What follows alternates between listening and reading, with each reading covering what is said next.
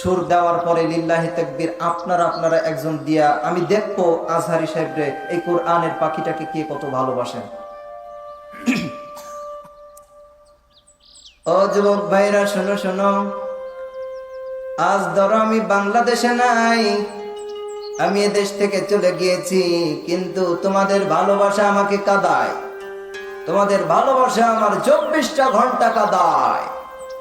ও যুবক ভাইরা, আমি তোমাদেরকে বলতে চাই, তোমরা আমাকে যেমন ভালোবাসো আমি তোমাদেরকেও কোরআনের জন্য তেমনটা ভালোবাসি।